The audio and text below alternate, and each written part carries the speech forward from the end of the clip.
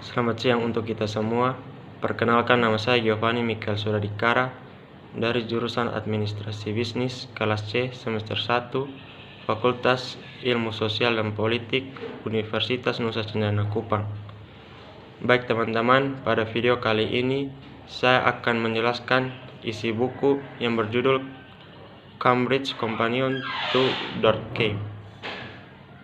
Durkheim lahir pada tahun 1858 di Epinal, Prancis. Keluarga Durkheim merupakan bagian dari komunitas Yahudi tradisional dengan latar belakang keagamaan yang kuat. Ayah Durkheim adalah seorang rabi yang memimpin kegiatan keagamaan sekaligus komunitas Yahudi di kota tersebut. Maka tidak heran jika keluarga Durkheim berharap agar ia kelak dapat mengikuti jejak sang ayah dan menjadi rabi. Namun harapan keluarga Durkheim kandas ketika Durkheim muda memilih untuk keluar dari sekolah rabi dan mengenyam pendidikan di sekolah umum. Pilihan Durkheim untuk mengenyam pendidikan sekuler inilah yang menjadi titik balik kehidupan Durkheim sekaligus mengawali perjalanan sebagai seorang akademisi. Kontribusi Durkheim terhadap perkembangan sosiologi dapat dilihat dari 4 karya utamanya. Yang pertama, aturan metode sosiologi. Yang kedua, pembagian kerja dalam masyarakat. Yang ketiga, bunuh diri. Dan yang keempat, bentuk dasar kehidupan religius. Dalam aturan, Durkheim mencetuskan sebuah konsep yang diberi nama fakta sosial. Fakta sosial didefinisikan sebagai cara bertindak, berpikir, atau berperasaan yang berada di luar individu, namun memiliki kekuatan untuk memaksakan individu tersebut. Bagi Durkheim, fakta sosial merupakan pokok bahasa utama sosiologi yang membedakan sosiologi dengan disiplin ilmu lain. 3 karya Durkheim lainnya membahas topik yang cukup beragam, mulai dari pembagian kerja, bunuh diri, hingga agama.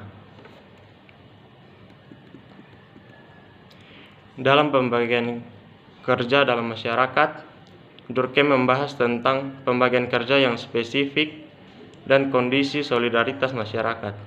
Durkheim membagi konsep solidaritas ke dalam 2 tipe, yaitu solidaritas mekanik dan solidaritas organik. Masing-masing solidaritas dapat dibedakan melalui 2 indikator, yaitu faktor pengikat solidaritas dan sanksi yang diterapkan oleh tiap kelompok solidaritas terhadap tindakan kriminal yang dilakukan individu. Durkheim menyatakan bahwa solidaritas mekanik identik dengan masyarakat tradisional, sedangkan solidaritas organik identik dengan masyarakat modern. Dalam solidaritas mekanik, masyarakat diikat oleh sebuah konsep bernama kesadaran kolektif atau seluruh kepercayaan dan perasaan bersama yang dianggap umum dalam sebuah masyarakat.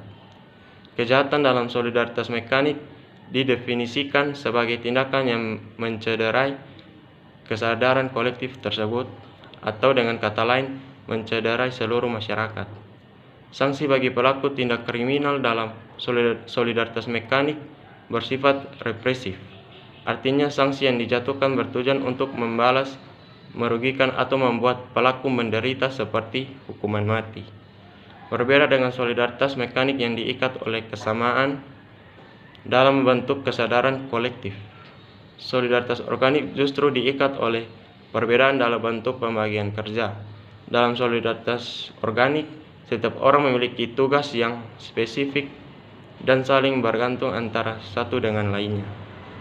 Sanksi yang diberikan bagi pelaku tindak kriminal dalam solidaritas organik bersifat restitutif.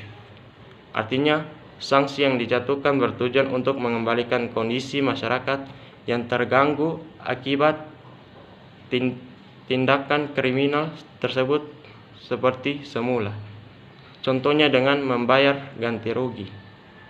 Dalam solidaritas organik, masyarakat tidak diikat oleh kesadaran kolektif. Oleh karena itu, tindak kriminal tidak lagi dianggap sebagai sesuatu yang mencederai seluruh masyarakat, sehingga sanksi yang bersifat represif tidak lagi dibutuhkan.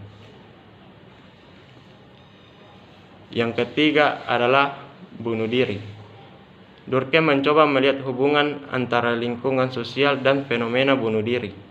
Durkheim mengkaji data statistik angka bunuh diri di wilayah Eropa Barat dan menemukan sesuatu yang menarik. Wilayah yang mayoritas penduduknya memeluk agama Kristen Protestan memiliki angka bunuh diri yang relatif tinggi dibandingkan dengan wilayah yang mayoritas penduduknya memeluk agama Kristen Katolik. Durkheim kemudian menyimpulkan bahwa rendahnya solidaritas di antara pemeluk agama Kristen Protestan yang cenderung lebih individualis dan kritis merupakan penyebab utama tingginya angka bunuh diri di wilayah tersebut. Durkheim menggunakan istilah egoistik untuk menyebut bunuh diri yang terjadi akibat rendahnya tingkat solidaritas di masyarakat. Sebagai contoh, seorang laki-laki yang memilih untuk mengakhiri hidupnya setelah ditinggal oleh kekasihnya dapat dikatakan telah melakukan bunuh diri egoistik. Lebih lanjut, Durkheim menyadari bahwa tingginya tingkat solidaritas di masyarakat juga dapat memicu seseorang untuk melakukan bunuh diri. Durkheim menyebut bunuh diri yang terjadi akibat tingginya tingkat solidaritas di masyarakat sebagai bunuh diri altruistik. Bom bunuh diri yang dilakukan oleh kelompok radikal keagamaan dapat dikategorikan sebagai bunuh diri altruistik.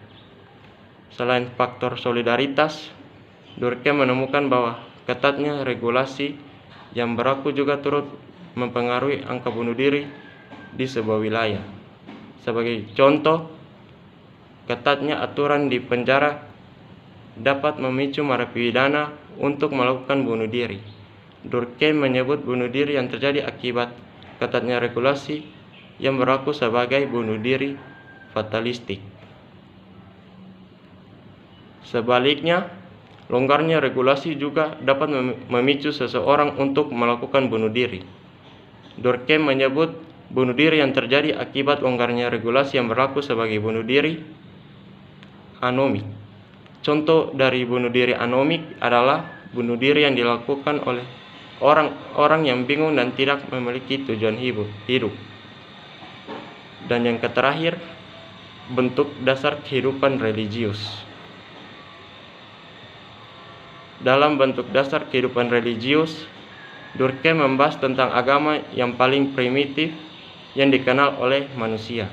Durkheim menolak mendefinisikan agama sebagai kepercayaan terhadap sesuatu yang misterius atau kepercayaan terhadap sosok supernatural. Bagi Durkheim, agama merupakan kesatuan sistem kepercayaan dan praktik-praktik yang berkaitan dengan hal-hal suci dan tidak suci. Berangkat dari definisi tersebut, Durkheim menyatakan bahwa totemisme atau pemujaan terhadap hewan dan tumbuhan merupakan bentuk agama yang paling primitif yang dikenal oleh manusia. Durkheim berargumen bahwa gagasan mengenai hal-hal yang sifatnya suci dan tidak suci pasti diawali dari sesuatu yang wujudnya benar-benar empiris nyata. Bagi masyarakat tradisional, yaitu hewan dan tumbuhan bukan fenomena alam maupun roh leluhur. Menurut Durkheim, suku-suku dengan sistem kepercayaan totemisme memiliki ikatan persaudaraan yang unik. Alih-alih diikat oleh hubungan darah, mereka justru diikat oleh kesamaan nama atau totem. Totem ini sendiri umumnya mengambil bentuk dari spesies binatang atau tumbuhan tertentu. Totem-totem ini diukir, ditulis, dan bahkan digambar di bagian tubuh para penganut totemisme. Menurut Durkheim, tindakan mengukir, menulis, dan menggambar totem-totem tersebut merupakan upaya untuk mengubah sesuatu yang sifatnya profan menjadi sekret, mengubah sesuatu yang tidak suci menjadi suci. Lebih lanjut, Durkheim menjelaskan bahwa alih-alih menyimpulkan Tuhan atau keberadaan lain yang sifatnya supernatural, totem merupakan simbol dari suku atau klan yang bersangkutan. Berangkat dari argumen tersebut, Durkheim menyatakan bahwa Tuhan adalah masyarakat. Untuk mendukung argumennya, Durkheim menyatakan bahwa Tuhan dan masyarakat memiliki 4 kesamaan utama, yaitu yang pertama, keduanya merupakan keberadaan yang lebih besar daripada individu. Yang kedua, ditakuti oleh individu. Yang ketiga, tidak dapat hadir tanpa adanya kesadaran individual.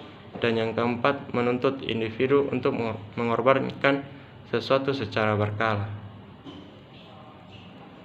Setelah Durkheim wafat, pemikirannya terus dikembangkan oleh murid-muridnya seperti Marcel Mauss, yang mengkaji fenomena pemberian hadiah, dan Vogel, yang mengkaji sistem kasta. Tulisan-tulisan Durkheim sendiri berhasil dikenal hingga Amerika Serikat dan menjadi salah satu sumber rujukan yang berpengaruh berkat sosiologi seperti Talcott Parsons dan Robert Merton, yang menggunakan kerangka berpikir Durkheim dalam menyusun karya-karyanya. Di era modern, pemikiran Durkheim turut mempengaruhi karya-karya sosiolog kontemporer seperti Michael Foucault, Clifford Geertz, Peter Berger, dan masih banyak lagi. Demikian dan terima kasih.